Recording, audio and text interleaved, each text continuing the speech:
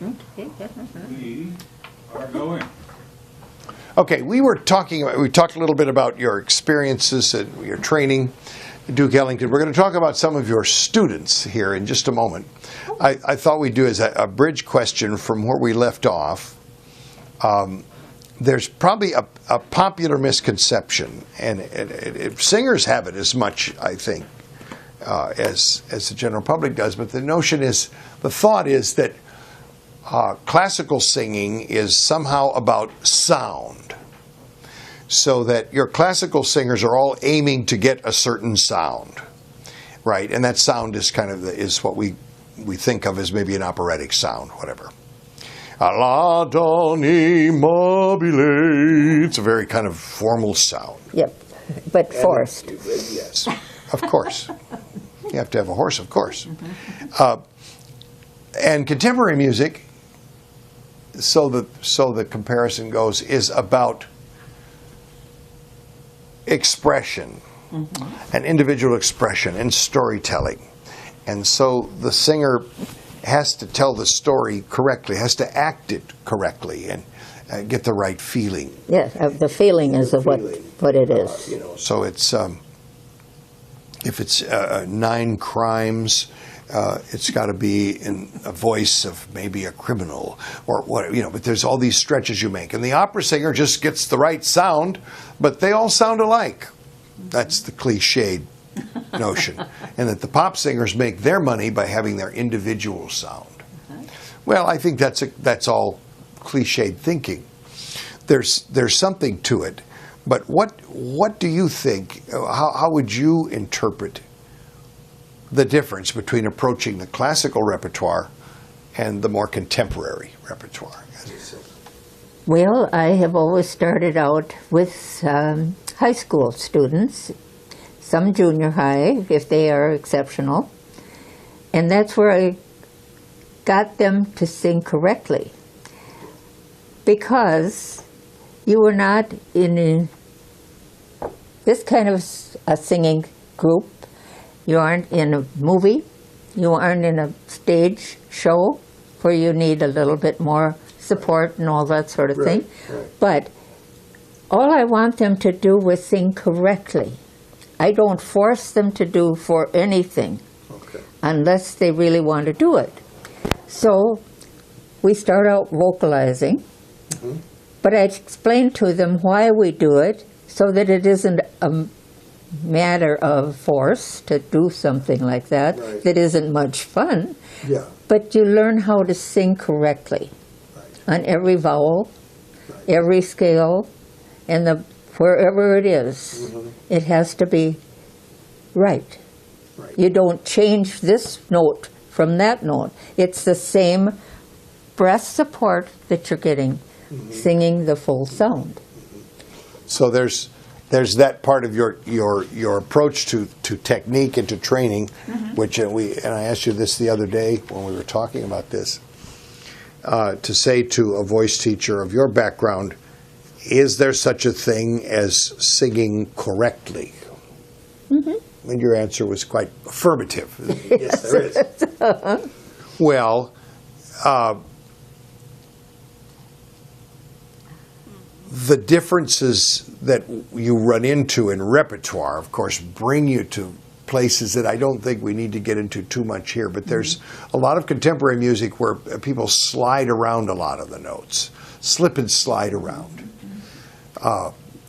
That's part of the repertoire, I guess, but it's more improvisational. It can get kind of loose. It's called style. What they want to do with the song and what they want to do with their voice, that comes after they leave here, because I wouldn't have anything to do with it.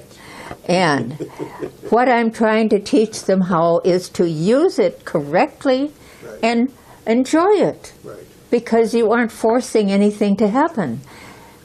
So let's try this, and we're not doing a how-to book here. We're telling a story, and we're talking about something we both love and a lot of people love, which is music and singing. Singing correctly, in your view, if let's say someone who sings styles with which you're not familiar, but comes to you and says, I'm having some trouble with my voice and I want to sing correctly, what would be 2 or 3 things you would say that means? What are you going to do to get them to sing correctly? I mean, is it about breathing? They have to breathe right?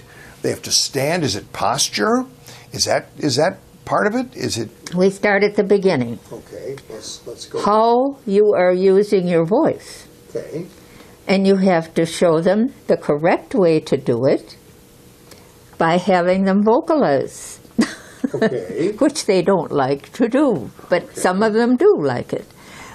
But if I see they're not doing what I've been telling them about their breathing, position is another thing.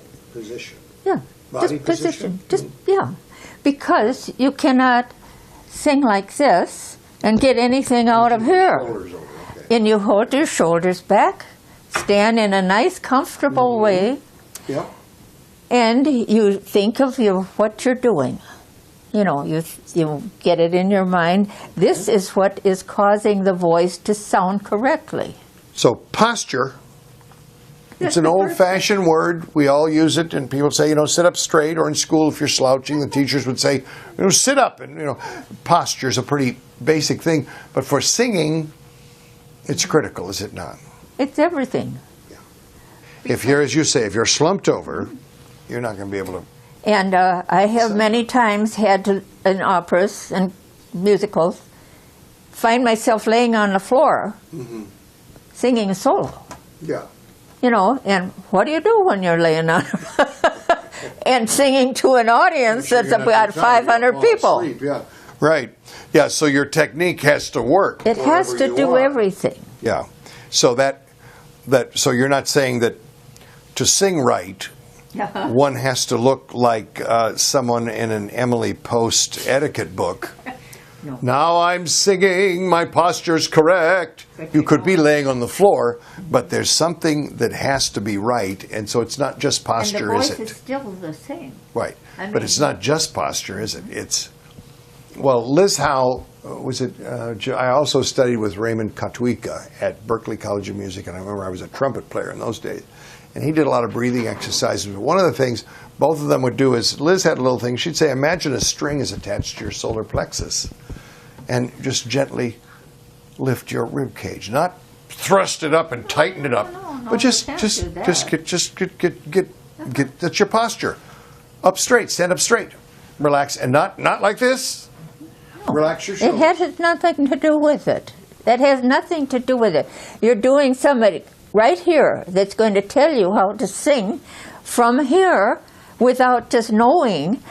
All you have to do, What is it here? your brain. Okay, but what is your brain saying?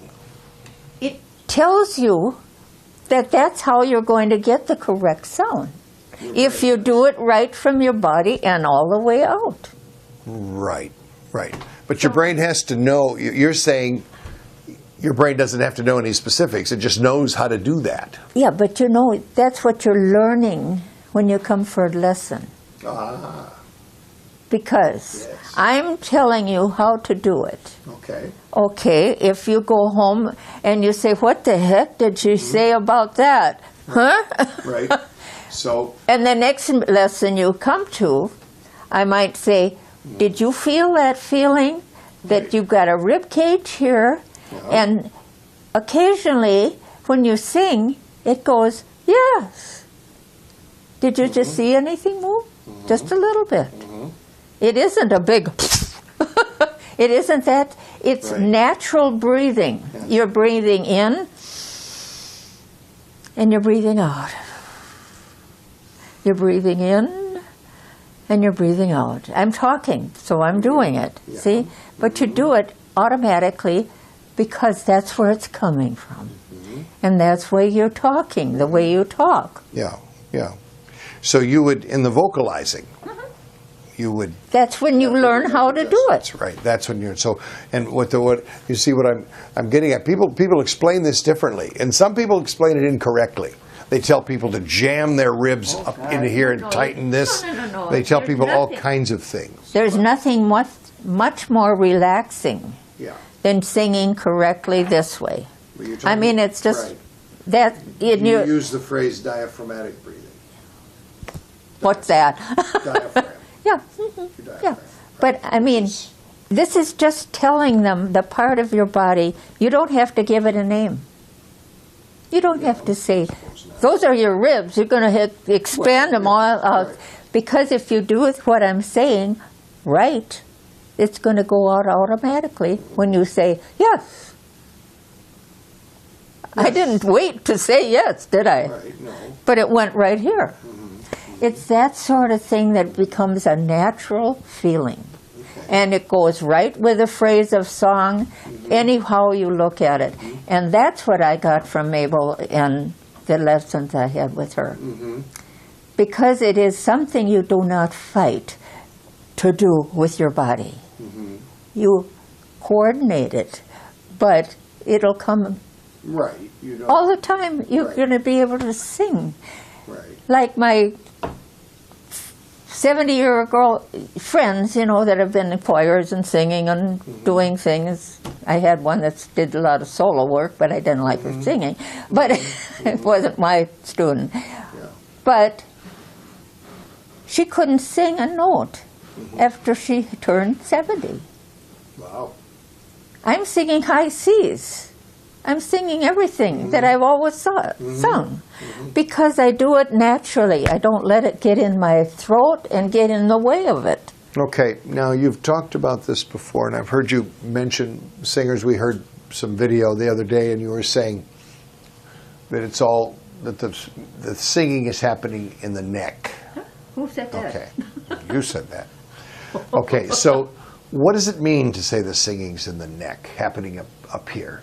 What is it? What technically how would you correct somebody? What would they do? I'm singing up here, and you're saying, Jim, you're singing up in your neck. No, What can I do? You start all over with the vocalizing.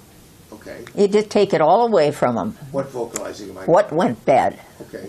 We're not going to do that. We're going to learn how to do it right. Give me an idea. How would you take? You've got someone singing up here, and you want to get them more connected to their body. Okay. We're gonna arpeggio. All right. What are we gonna do? If you were sitting in a chair or standing by my piano, Yeah. I would just say, remember this feeling. Yeah. I want you to sing your vocalizing. Right. And I play it, simple little things. They're not ba ba ba ba or anything like that. Yeah. Yeah. It's simple because you've got to get everything in the same place. And that's kind of hard to explain. Yeah. Well, we can do that at the piano. We should probably do some vocalizing. But right now we're not set up to go there. So I think what we'll do is we'll insert that, at this point in our going. I think it will be a good place.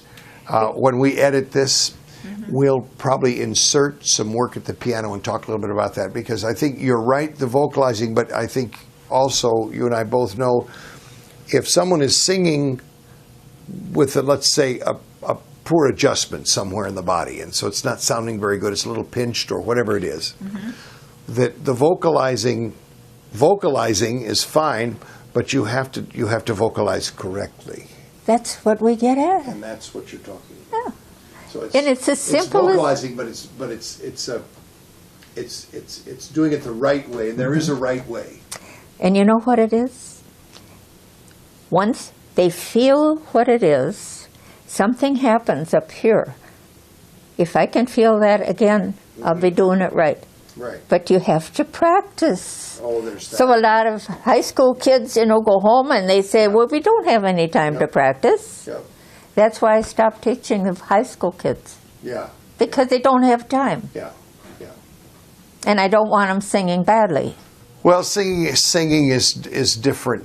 There's a lot of singing styles. It seems popular music continues to generate more and more bad ways to sing. Yeah. That gets into the CDs and the radio. And Oh, I know. iTunes and all the rest. Don't even tell me about that, Yeah. because I can't stand it. I want a little kid, for instance, that isn't going to be a professional singer by any means. Like, I'd like to help his little girl. Yeah. I would Yeah. just like to have her come and Yeah. Yeah. Just stand by the piano, and learn a few things like that while she's young, but you aren't actually teaching her. Right. You're just going to have fun. Right.